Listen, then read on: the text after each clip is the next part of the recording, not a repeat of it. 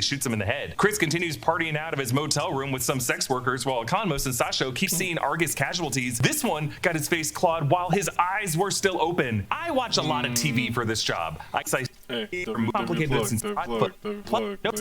relaxed sofa contrast of Argus bodies piling up while Rick laughs it up with Lex's crew. Even knowing Rick Flag Sr.'s endgame of desperately finding Planet Salvation to protect the humans of this world, I just don't really understand why Flag is depicted as genuinely enjoying himself this much with the Luthor Corp scientists. Like, are we to compare this to the Panem et Circuses of the Nazi world, where folks with these nativist fears seeking to remove anything different from them are just so delighted to find others who share their hate and are scarily willing to put aside all their other conflicting beliefs to pursue that shared mission of segregation? Like, if that was the motivation guiding Rick Flag Sr. in this episode, I just would have loved to have seen some scene in this episode where the characters could talk about that. Like, in a 57-minute finale where at least 7 of those minutes are concert film montages, we could have afforded one scene to explain why Rick Flag Sr.'s characterization went off the rails in this episode. Like, he seems so out of character at one point. I honestly thought he was going to be revealed to be Clayface or being controlled by a butterfly or under the spell of Cersei or something. Harcourt, Angler, and Sasha find a normal-looking grassy field with breathable air. Rick celebrates and Harcourt calls him General, but then corrects herself to Rick, calling back Flag's repeated request to call him Rick, but he doesn't even register it. We return to the briefing room in the Pentagon. We saw the same location in the Superman film. James Gunn shot it at the same time he was shooting that film, and in fact, it was Sol Rodriguez's first time playing Sasha. Flag says, "We call the planet Salvation.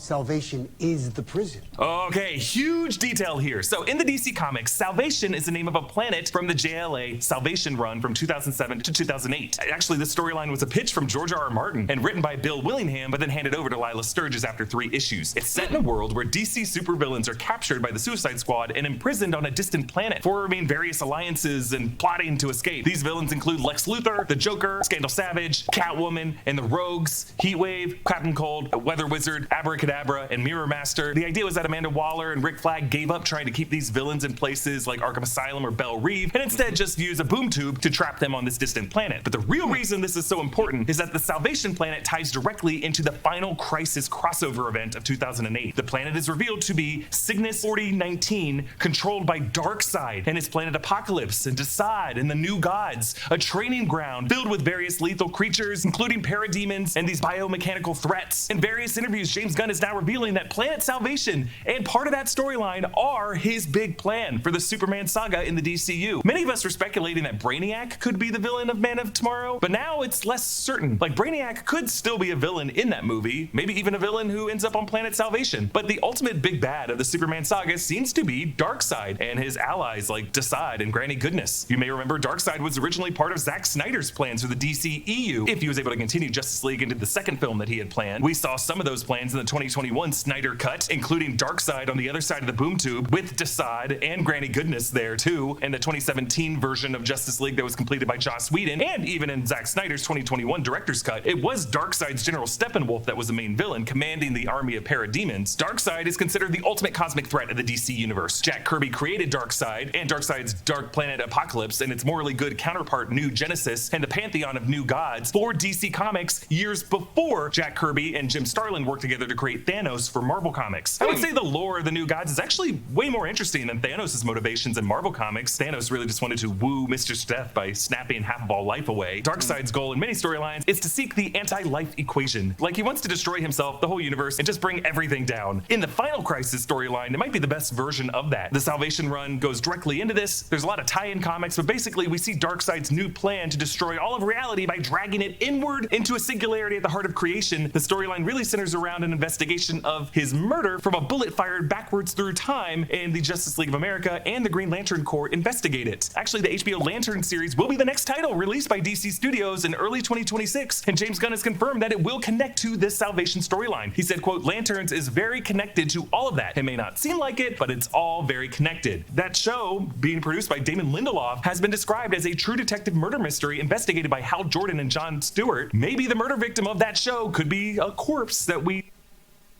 Blitzcrank is a champion that we knew from the beginning that we really wanted to have in our game. We knew Blitz was going to be our first true grappler in the game. Just look at those hands. Yeah, they're ready. They're ready for that command grab. Blitz Later. We later find out is Darkseid's corpse killed by a Tenet bullet or whatever. Like, I'm gonna be talking about this a lot more in the weeks and months ahead. But back in the scene, Defense Secretary Mori returns from Superman as Flag pitches that Otis came up with a way to access this planet without having to go through the QUC first. Mori asks if we're just talking about metahumans, and we do this rack focus on Sasha Bordeaux, who, as a cyborg, does fall under that category. While in the comics, Salvation contains Lex Luthor, it seems like Lex will have the keys in Man of Tomorrow. He is the smartest man in the world.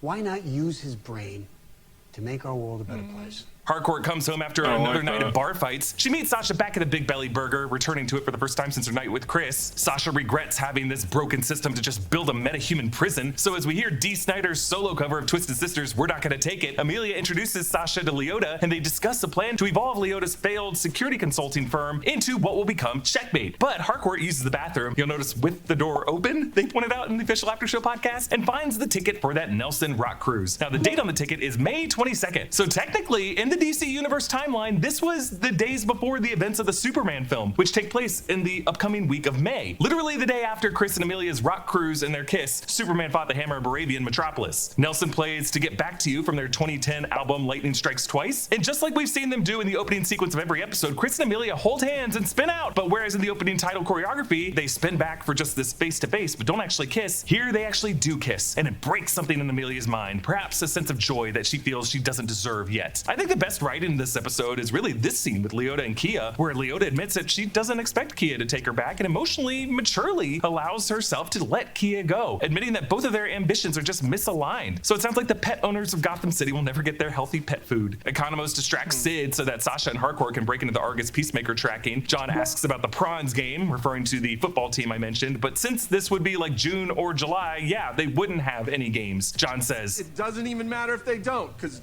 God and Jesus and the Holy Ghost like me. He pauses before Ghost and then says it when he looks at Amelia, maybe remembering her bad improvisation telling Keith that she and Chris talk to their mother's ghost she haunts. John ad-libs a joke about a lobster and just resorts to an Adrian-style animal fact that lobsters are biologically immortal, but they only die due to predators or because their shells stop growing. One of the post-credit scenes shows the alternate take from Steve Agee. The Massachusetts truck driver, did you guys hear about that guy? He picked up a hitchhiker. Why wouldn't he? In the official after show podcast, James Gunn and Jennifer Holland said that there was originally a line in the scene that was removed where Amelia would have said, "You're the worst in the world at Black Ops," and John would respond, "Okay, Mr. Just took a shit in there," which would have called back her ad-libbing that she just took a shit where John Economos was standing in episode 6. They find Peacemaker at his motel and Vigilante tackles him. Earlier he told Economos that he should have tackled Chris, and now Adrian is just following through on that. Chris tells his friends that he's cursed, that he feels like everyone around him dies, and he's not totally wrong. I mean, Keith, Rick Flag Jr., Augie, his alternate self, and Augie in the other dimension, even that one hookup he met in the first episode of the series that got exploded, and many of the butterflies and their cow at the end of season 1. Leota says that those killings only happened when he wasn't being himself, that violent side isn't who he is, but rather the goofy 11th Street kid who they love to hang out with. That's who he is, and that identity is who touched their hearts. I believe in miracles because of you. I saw an eagle hug a human. I know who I am because of you. When I'm around you, I feel loved. You're big and you're stupid, but I know you love me. And I don't know if I can say that about anybody else in this world. In the official after show podcast, James Gunn got emotional, saying that he was thinking about his late father when he wrote this line. The others chime in, and Harcourt also says Argus and Flag and Waller are all trying to control them, but as they part ways, Chris asks Amelia one more time if that boat meant anything. Of course it did. Fucking asshole, it meant everything. Chris goes back inside and bam! Oh Lord by Foxy Shazam plays and Chris dances, and we cut to a Foxy Shazam concert on that same Savannah boat. James Gunn said in the official after show podcast that he and Steve Agee and the members of Nelson and a lot of the show's PAs were all in the background by the bar for this concert sequence, and I looked and actually found James Gunn in the background of this shot. So now when we hear this music over the montage of setting up the HQ of Checkmate using Adrian's blood money, we retroactively look back at every dance we've seen in every episode and really just see it as these folks learning how to work together to synthesize something new for the DCU. Harcourt places on the desk an ornament of Ultra Bunny with the obstacles or opportunities sign. This is the set crew slogan that James Gunn used for the 2021 The Suicide Squad film. It was on Rick Flag's shirt in Spanish, and we saw this Ultra Bunny as a hood ornament in Adrian's car in season 1. Flurry and Adrian talk spider facts, that spiders fly by using electricity. Hey, that electricity detail is real, and it's why Miles Morales has electricity powers. John trims the talons of Eagly, and the way Eagly shared a hug in season 1, now he gives a sweet shoulder pat to John. As they exit their new building, we realize the 11th Street Kids are now officially in the DCU. Checkmate. We see their sign, Checkmate, making the world better. So in the comics, Checkmate is another task force founded by Amanda Waller that becomes the world's top spy agency, with key members including Maxwell Lord and Sasha Bordeaux in some of those Brother Eye, OMAC storylines that I brought up earlier this season. It's not like the kindest organization, they actually hunt metahumans, but now with it being Waller's daughter's organization, I feel like they're going to be a group that helps protect metahumans from agencies like Argus and companies like Luthor Corp. But yes, Checkmate does play an important role in that Final Crisis storyline that I mentioned before. I love how Eagly's Caw sings with the Foxy Shazam song just as it does in the opening credits.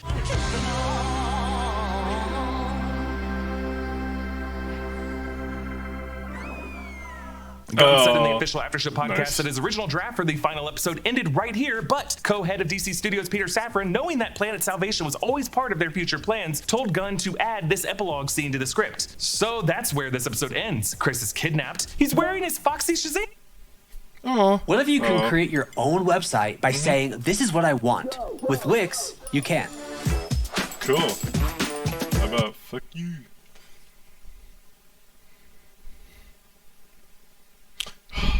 Shazam shirts, and he's not supposed to be detained. He has a court date. His legal status is supposed to be protected, but no matter, they're able to chain him up and bring him back to the Argus storage, where Flag and Argus and the Luthor Corp team pushes Chris into Planet Salvation. Before we move all the metahuman prisoners here, I thought a little due diligence is required.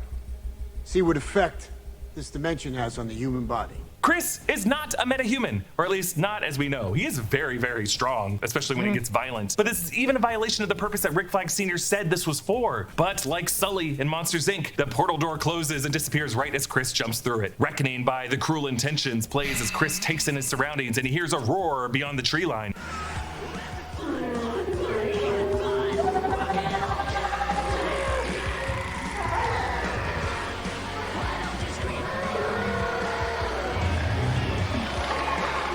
James Gunn in the podcast called it hellish squeals from some kind of beast all around Peacemaker. I'm assuming that beast is parademons, as we also hear some insectoid chirping at the end of it as the camera pulls back.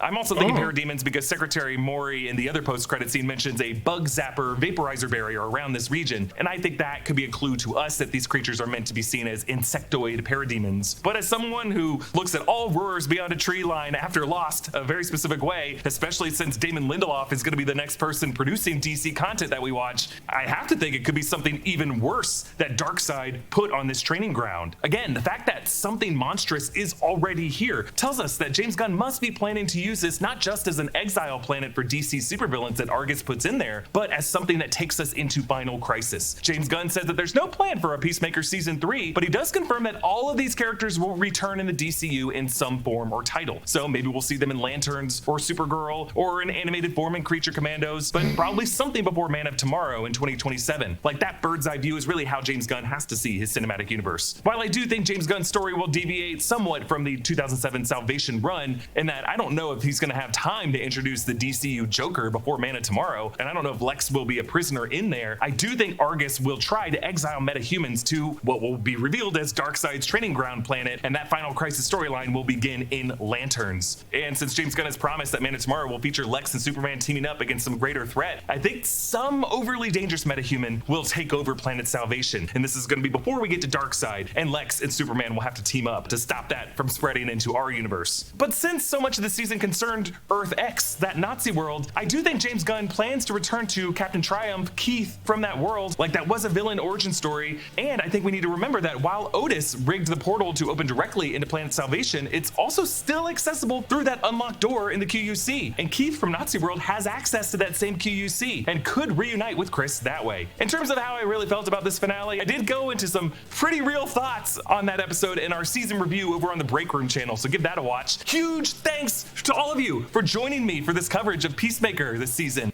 Yeah, no. We're going to be back covering the DCU when Lanterns comes on HBO in early 2026. Comment down below with your thoughts, and a special thanks to one of our YouTube members, Sin City Monster, for supporting us at the executive producer level. Follow me at EA Voss and subscribe to all the channels in the New Rockstars Network for breakdowns and news coverage of everything you love. Thanks for watching, and I'll see you next time. Bye. Calm. Okay. Man, you know me. You know me. Be like that.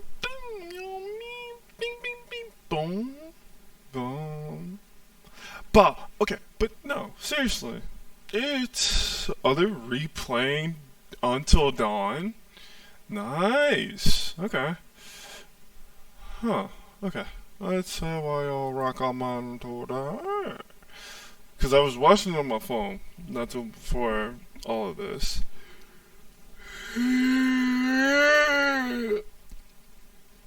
feel like I might take a 15. 15?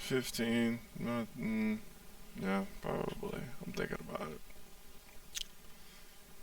The whole taking a 15 was legitimately like, huh? What was that? Oh, somebody's coming back. You know,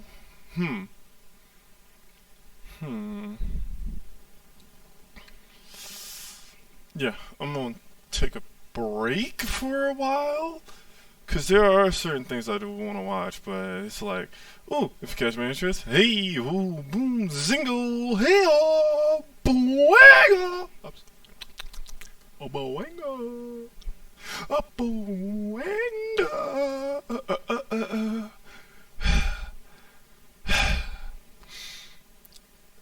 I do need to watch Stranger Things from beginning to end. Yeah.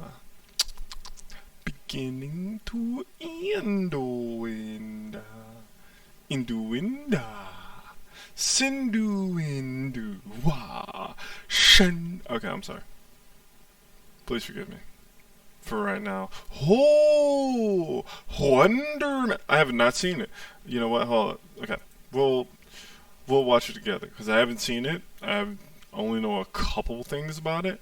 So let me lock you in. Let me lock you in. Yeah, sorry. Look, see over here. See, oh. Like that. All right, here we go.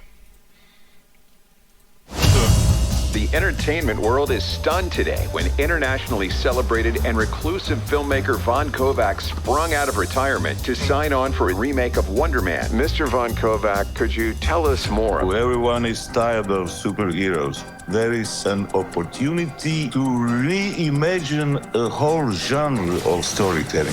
Have you thought about casting? So, what's this big audition you were talking about? It's a huge opportunity. I'm auditioning for Wonder Man. Did you hear about Wonder Man? I need to be in this movie. Sorry, you crazy. I was born to play this character. Are you serious? But they are already talking to Leo. Leo DiCaprio?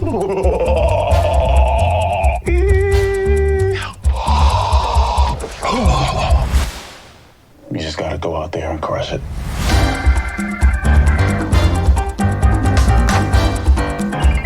What's wrong? I'm trying to come up with a backstory for the character. Well, trust the words. Just show up and say them. No, that's not my process.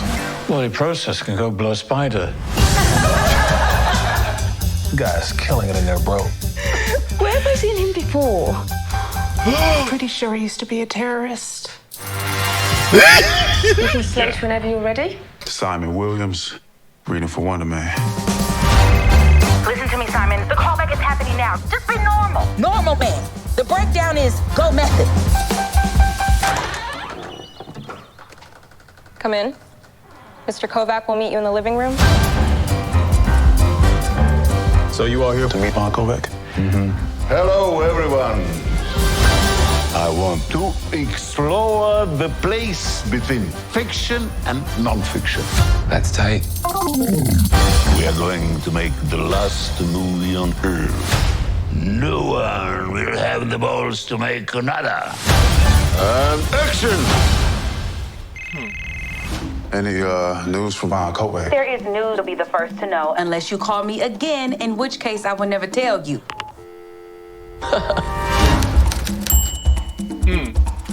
Okay, 8 episodes. I do feel like this is a setup. It has to be.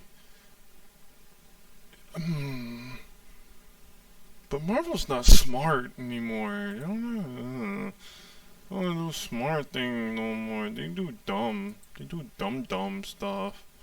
Like, I don't like it. That's stupid. That What? Huh? What's this? I'm sorry. Hold on. Another one. Here we go. The entertainment world is stunned today when internationally celebrated and reclusive filmmaker. It's been delayed by a month. There's a bunch of Easter eggs here. It gets super meta because it's meant to be canon to the MCU, but they're treating it like a lot of real-life Easter eggs, like they're calling out superhero fatigue inside the actual trailer.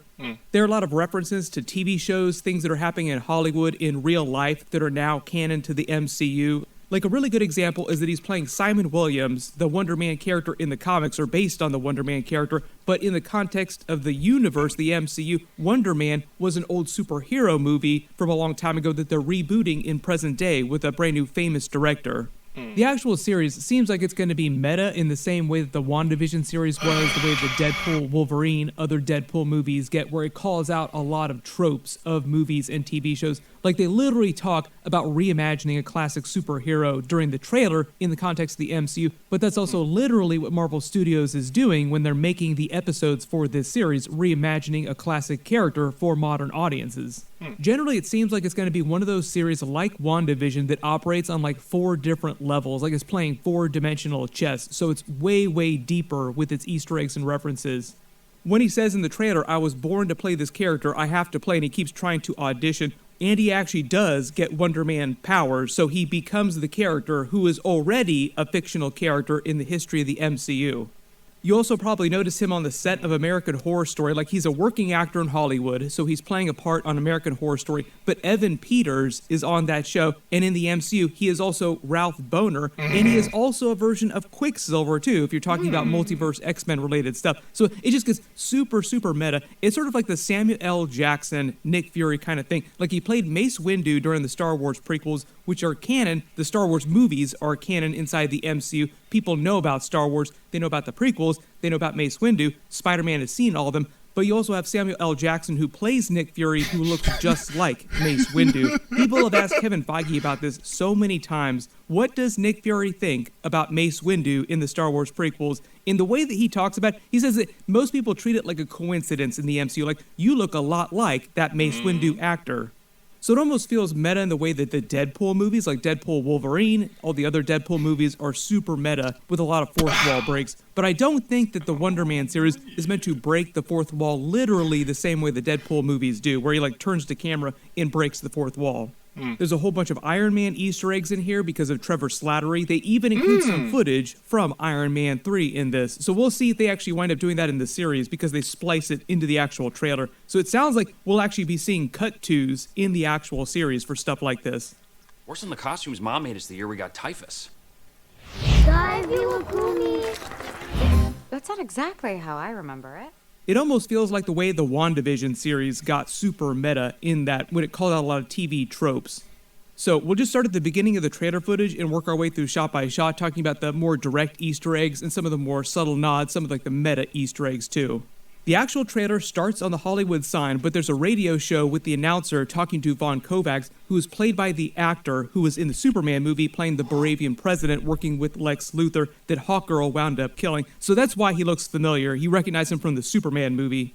Von Kovacs isn't an actual real-life person. He's a fictional director that they created inside the MCU, but the idea is that he's like a Steven Spielberg kind of figure. Very, very famous older director who just hasn't made a lot of movies recently. He's been retired, and he's coming out of retirement to direct the reboot of an in-universe MCU Wonder Man movie, who it actually looks like existed back in the 1960s, which I think is meant to be a reference to the origin of the Wonder Man character in the comics, who debuted in Avengers #9 in October 1964. So that's why it seems like they shot an in-universe B movie with the character during the 1960s of the MCU with these actors in present day. So that gets super meta. That is also why the in-universe Wonder Man movie from the 1960s looks like an episode of Star Trek: The Original Series with William Shatner and all the original actors, because that was also filmed during the 1960s in this same way.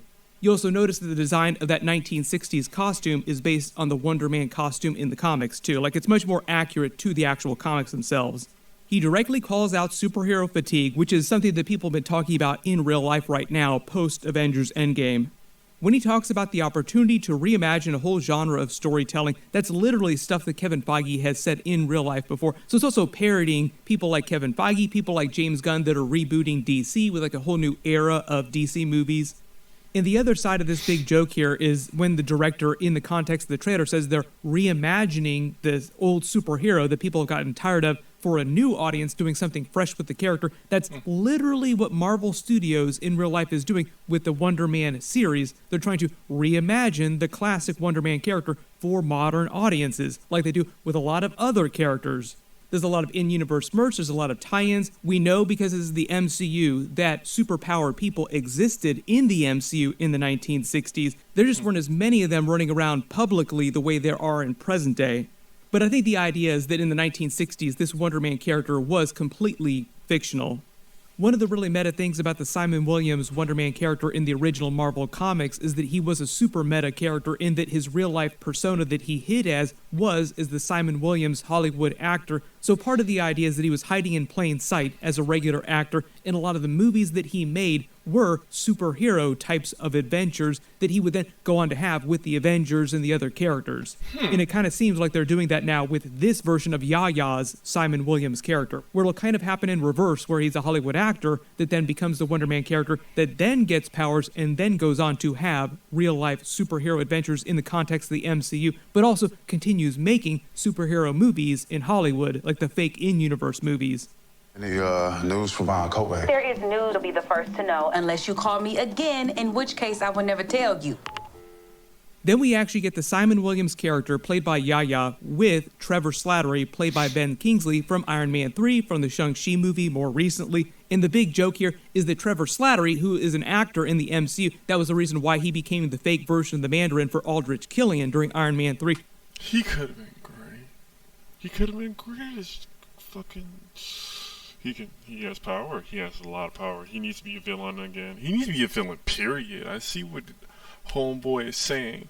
He needs to be a villain really bad. I want some more, but I'm gonna end up drinking that more. So, pain. Let's go.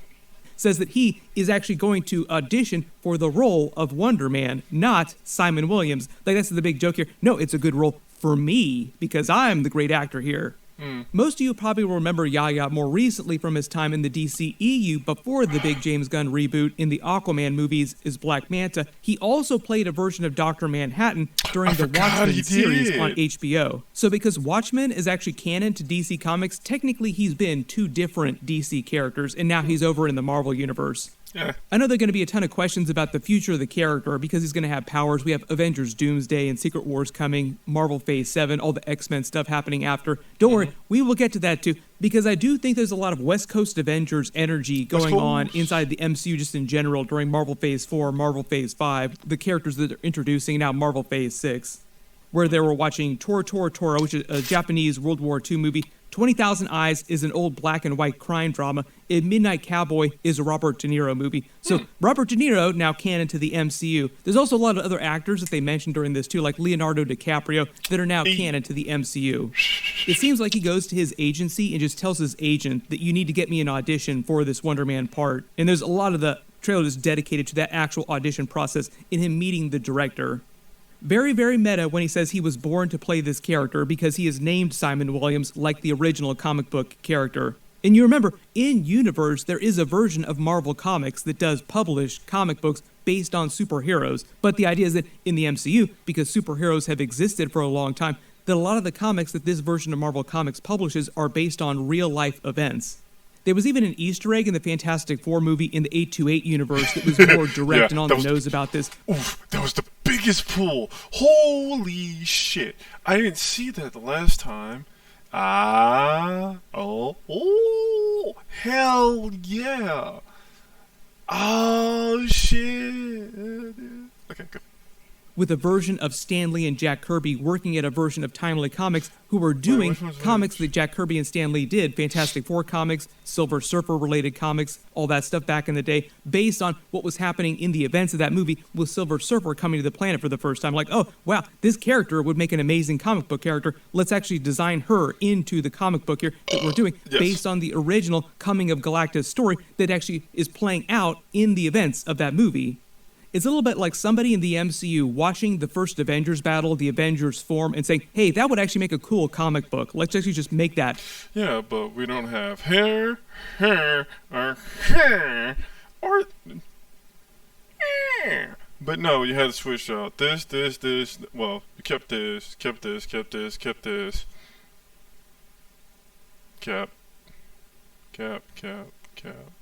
You know what? Never mind.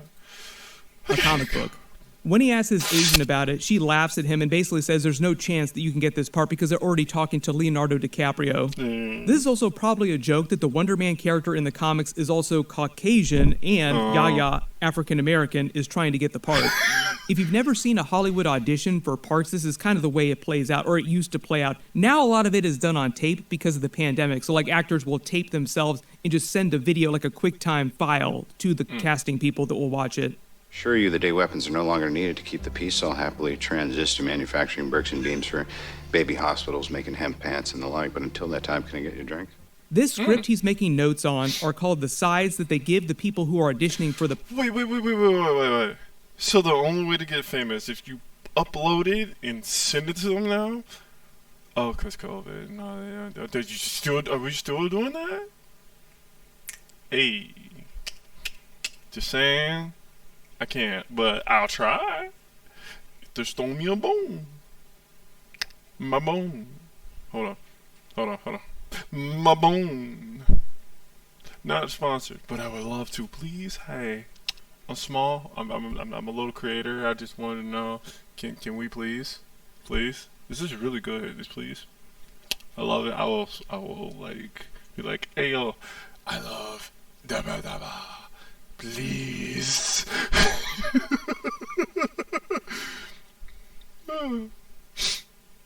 Please? Okay. Please? A polizia?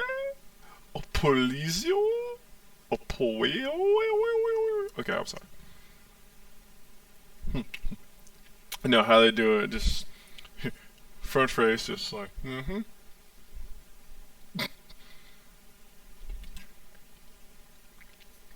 fucking mess.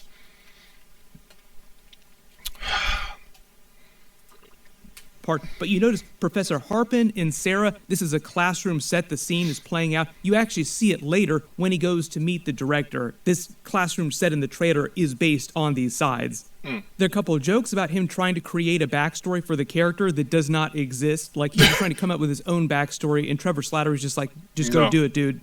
This is actually something that actors in real life do. Like they'll come up with their own backstory for characters that sometimes will not be text to the actual movie itself. Like you wonder about all these details about a character's history that the movie never actually gets into. Yeah. When he says your acting process can go below a spider, that is probably meant to be a Spider-Man reference because Spider-Man is a known hero inside the MCU. It's just that because of the spell, nobody knows that Spider-Man is Peter Parker. They just know that there is a Spider-Man. There's a little joke about all the actors that are competing for the role and auditioning in the hallway, thinking that Trevor Slattery is crushing it to the casting directors, who are actually just laughing at him because they remember him as the fake version of the Mandarin from the events of Iron Man 3 long before the snap. You remember, it's actually been a long time since the events of Iron Man 3 inside the MCU because of everything that happened with Thanos, Avengers Infinity War, the snap, the 5-year time jump, the blip, and everything else. Then they do get super meta when they mix in footage from that actual movie to this. So they might be using that filmmaking technique a couple of times through the series where they cut to footage from actual other in-universe movies or other MCU movies that we've seen in real life. When his agent tells him that he got a call back and he gets to go meet the director and to go full method, that's a reference to him actually getting the powers of Wonder Man from the comics in the context of the MCU. Like he becomes the character, essentially, going full method, which is what that is. Basically, an actor turning into a character, believing that they really are a character. Like Jared Leto, for instance, in real life, famous method actor that people clown on a lot for all the crazy stuff that he does when he gets so into character and gets method on sets. This is meant to be the director's mansion, his assistant here. She seems very ominous. When he actually says the goal of this Wonder Man reboot movie they're making is to blur the line between fiction and nonfiction and blow people away so much they never try to make another movie, it's also meant to be another reference to him actually getting in an accident and getting the Wonder Man powers, which we've actually seen in the other trailers too, where you see his eyes glowing. Then the title they end on is meant to be designed after a script page with a writer actually typing out the script for the series itself in that type of font. There's supposed to be a couple other big comic book characters from the Wonder Man lore, like Grim Reaper is supposed to show up during this. He was also an Easter egg during the WandaVision series too, just because Wonder Man is so big to Scarlet Witch's history. I don't expect them to fully get into that during this, but part of the idea, I don't think that Wonder Man himself is a character, once he does get powers, is actually supposed to appear in Avengers Doomsday or Secret Wars. If he comes back, it probably won't be till after Secret Wars in the soft Marvel reboot, and they'll do something else with the character. But we will see if they actually reference a lot of other in-universe superheroes. Like, they'll probably reference the Avengers at different points, because they literally reference them in pictures in the background of some of the trailers. There's so many Easter eggs and references going on during this. If there's anything you spotted in the trailer that I didn't talk about in the video, just write them below in the comments, and I'll add them in my future bonus videos. It's also New York Comic Con week, so there's a ton of other trailers they've already released, so I'll try to do videos for everything. I've already done a bunch of them so far, so I'll post links at the end of this. Marvel did show off Daredevil Born Again Season 2 trailer footage, X-Men 97 Season 2 trailer footage, but they didn't release them online. If they do wind up leaking out, I will do videos for them. There are a couple other big videos that I'm working on this weekend, so be sure to enable alerts to my channel so you don't miss anything. I've already done a couple big New York Comic Con trailer videos. Click here for my Night of the Seven Kingdoms. Bro, let's go. Let's fucking go. Oh, hell yes. Game of Thrones trailer. Even if, bro, you are playing with fire, they better bring Danny Rand back. Well, bring Danny Rand back. I like him. He wasn't that bad. Bruh, well, cool, they're adding Jason to fucking Call of Duty. Cool. I don't really fucking care. Fuck out of here with that brouhaha. I'm on. Don't judge me. But I'm on. Yeah, I'm on. Oh, is 10 powerful X-Men villains who are a real problem. The fact that I had to read it like that didn't help either. I'm over here looking for... Oh, what? What's this? Oh no, nope, no. Star Trek.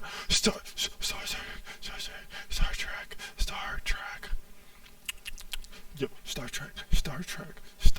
fucking Trek. Let's fucking fuck Tekken. Fight me.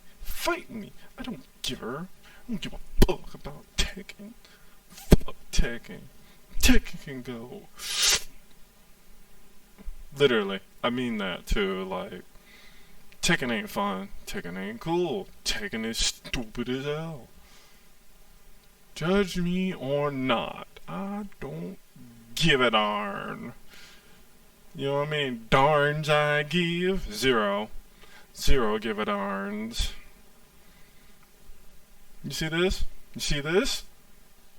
I don't even have 2 give a darns. I mean, give a damn? Yeah, that too. But fuck you. Be so polite. We basically like, I'm gonna smack the shit out of you. Don't do that. Don't do that. That's bad. That's bad. You don't want the fifth.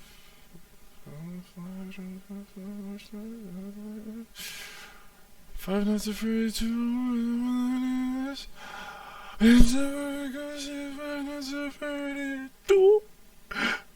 But what the fuck? I don't think you want to see this. It's just what I'm looking at. Danny! Yeah, I like Danny. Danny cool. I was supposed to say it like that. Profis, thank you for 15 years, Profis. No, has it been 15 years for him? Oh my god. Yes, it is. Oh my god. Oh my god. Profis, bro. I didn't realize how cool he was. He's so cool. Oh my god. What? I love it was fine, bros. That was just react. What are you? React? React to what? We're just a react channel at this point. Just don't read into it, please. No. What are you? You're a jack. What? Nothing.